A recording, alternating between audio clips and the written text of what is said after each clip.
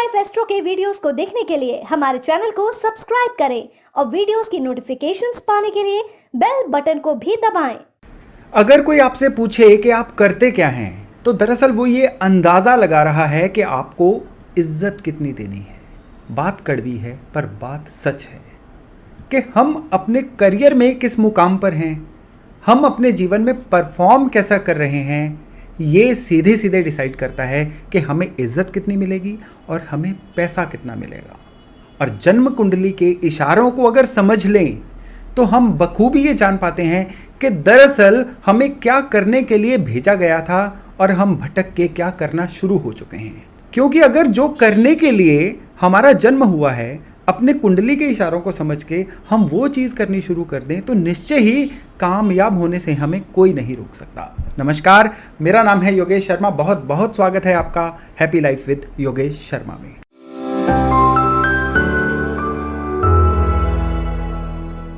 दोस्तों, कभी मछली को देखा है किसी घोड़े से रेस लगाते हुए, या कभी घोड़े को पानी में देखा है मछली की तरह उछल कूद करते हुए? जी हाँ, जो जिस चीज़ के लिए बना है वही चीज़ करेगा तो कामयाब होने से उसको कोई नहीं रोक सकता। लेकिन अगर घोड़ा मछली बनने की कोशिश करे या मछली घोड़ा बनने की कोशिश करे तो दोनों ही अपनी अपनी जगह पर फेल हो जाएंगे।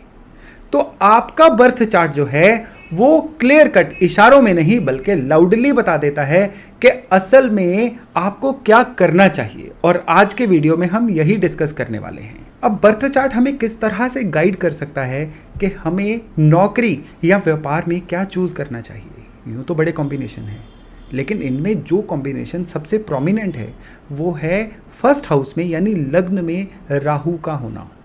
अगर फर्स्ट हाउस में राहु होंगे ना तो नौकरी को हमेशा प्रेफरेंस देनी चाहिए, फिर बिजनेस के बारे में नहीं सोचना चाहिए।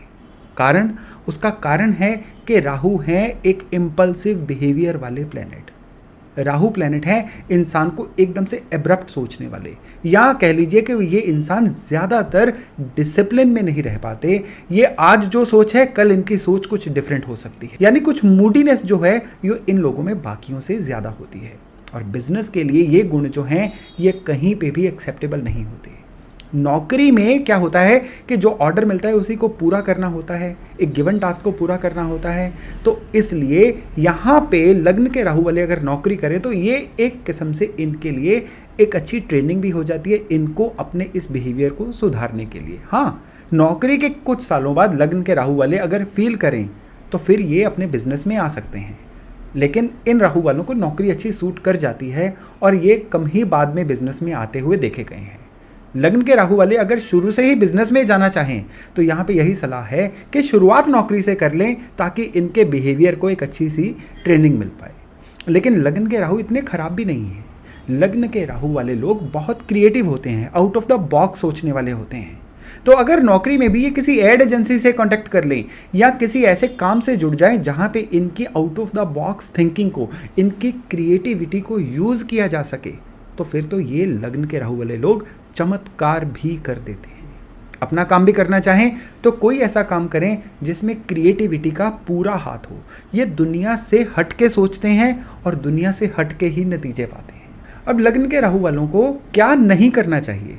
इनको शनि के काम नहीं करने चाहिए। शनि के काम होते हैं कंस्ट्रक्शन का काम, मकान बना के बेचने का काम, ऑयल तेल का काम, या लेबर को मैनेज करने का काम, लकड़ी का काम, ठेकेदारी का काम। ये सब शनि के काम होते हैं। तो शनि के काम फर्स्ट हाउस के राहु वालों को नहीं करने चाहिए, ये इनको सूट नहीं करेंगे। और इसके बाद एक और बहुत इंपॉर्टेंट कॉम्बिनेशन है जो नौकरी करने की तरफ ही प्रेरित करता है। वो कॉम्बिनेशन है छठे घर में सूर्य होने का। छठे घर के सूर्य वाले जो लोग हैं ये अगर व्यापार करें तो इनको जो व्यापार है ज़्यादा सूट नहीं करता है। फिर इनको व्यापार में लगातार रेगुलर इंटरवल्स पे उतार चढ़ाव आते रहते हैं। तो छठे घर में जिनके भी सूर्य हैं इनको भी सुजेस्ट किया जाता है कि भाई व्यापार की जगह पे नौकरी को ही प्रेफर करें, क्योंकि अगर ये नौकरी करेंगे तो फिर ये व्यापार की आने वाली फ्लक्चुएशंस जो हैं इनसे लगातार प्रोटेक्टेड रहेंगे। और खाली सूर्य छठे घर में नहीं, राहु जिसकी अभी हमने फर्स्ट हाउस की बात की थी, यही राहु अगर 11वें घर में आ जाएं तो 11वां घर किस चीज़ का है? 11वां घर है इनकम का। राहु जिस भी घर में होते हैं उस घर के प्रति क्या लाते हैं? फ्लक्चुएशंस। जैसे फर्स्ट हाउस में थे तो ये सोच में फ्लक्चुएशन ला रहे थे। राहु दूसरे घर में हो तो पैसा जुड़ने में फ्लक्चुएशंस आती हैं। राहु चौथे घर में हो तो सुख स्थान, क्योंकि चौथा घर सुख स्थान का है, सुख फ्लक्चुएटिंग रहता है इंसान का। सातवें घर में राहु हो तो इंसान की गृहस्थी फ्लक्चुएटिंग रहती है। राहु 10वें घर में हो तो ये काम ही बदलते रहते हैं, ये कभी किसी काम में टिकते नहीं हैं। लेकिन हम यहाँ पे बात कर रहे हैं 11वें घर के राहु की। तो 11वें घर के राहु वालों की जो भी काम हो उसमें इनकम जो है वो लगातार फ्लक्चुएटिंग रहती है। तो इन राहु वालों को क्या चाहिए? इन राहु वालों को चाहिए कि नौकरी करें, क्योंकि नौकरी में एक फिक्स सैलरी तो आएगी। बिजनेस होगा तो आज बिल्कुल हरियाली होगी और कल एकदम से सूखा पड़ा होगा। इस तरह से ये टेंशन में ही अपना सारा करियर बिता देंगे। तो 11वें घर में जिनके राहु हैं वो अगर व्यापार की जगह पे नौकरी को प्रेफर करें तो फिर तो ये इनके लिए बहुत ही बढ़िया, एक बहुत ही स्टेबल डिसीजन होगा। 11वें घर के राहु वालों को राहु के काम कभी भी नहीं करने चाहिए। अगर ये 11वें घर के राहु वाले नौकरी कर रहे हैं तो कोशिश करें बिजली डिपार्टमेंट में कभी नौकरी ना करें, क्योंकि फिर इनकी लाइफ में स्टेबिलिटी नहीं आ सकती। 11वें घर के राहु वाले जो हैं राहु के भी काम ना करें। अब राहु के काम कौन से हैं? हर तरह का गैस से संबंधित काम राहु का काम है।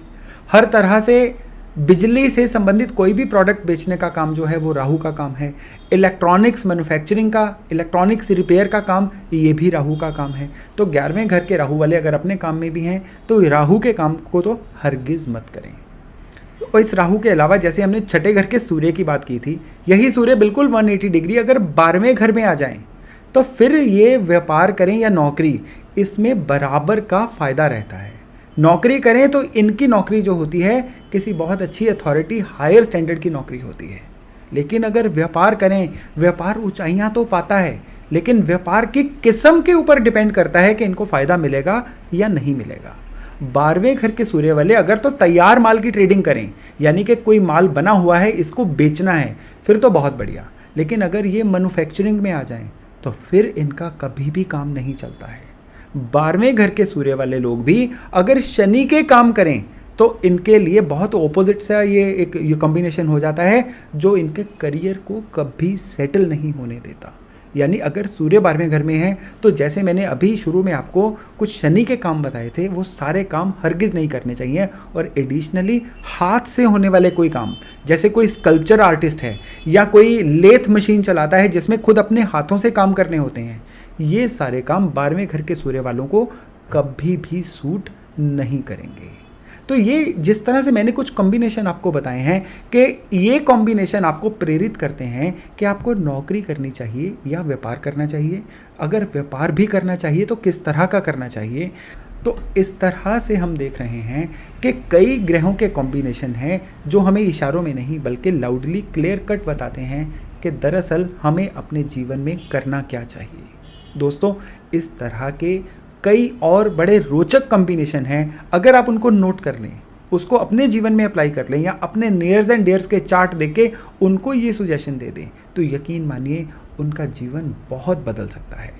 और इसी जानकारी को कंटिन्यू करते हुए मैं आने वाले वीडियोस में आपको कुछ और जानकारियाँ दूंगा कि प्लैनेट के हिसाब से आपको कौन सा काम अडेप्ट करना चाहिए, जिससे आपका जो पूरा टैलेंट है वो आपके कारोबार में, आपकी सफलता में नज़र आए। तो बहुत जल्द मिलते हैं इसी विषय पर एक अन्य वीडियो लेके। तब तक अपना खूब ध्यान रखिएगा, सुखी रहिए, स्वस्थ रहिए। नमस्कार।